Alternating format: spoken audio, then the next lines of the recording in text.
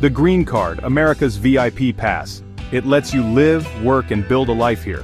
But it's not as permanent as it sounds. People wait years for this chance, hoping for a fresh start.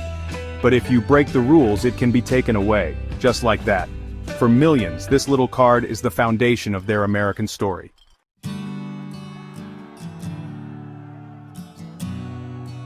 For many immigrants, joining the U.S. military is more than patriotism, it's a fast track to citizenship. You serve, you sacrifice, and in return, America offers you a place to call home. It's a tradition dating back to the Revolutionary War, and for many it feels like a fair trade. But is this promise as ironclad as it seems? The reality is more complicated.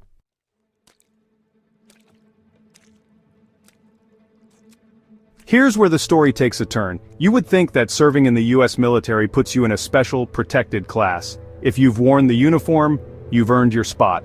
End of story.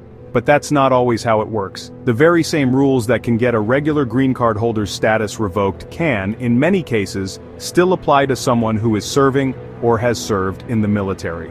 This is a shock to many people, both in and out of the military.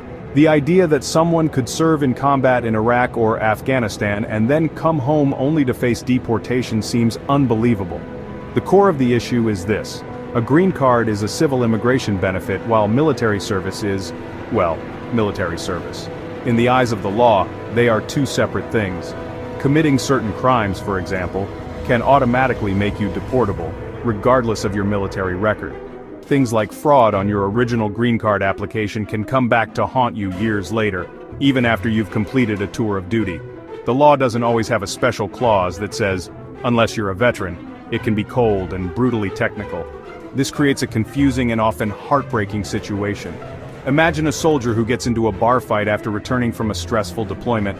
Depending on the severity of the charge, that one mistake could trigger deportation proceedings.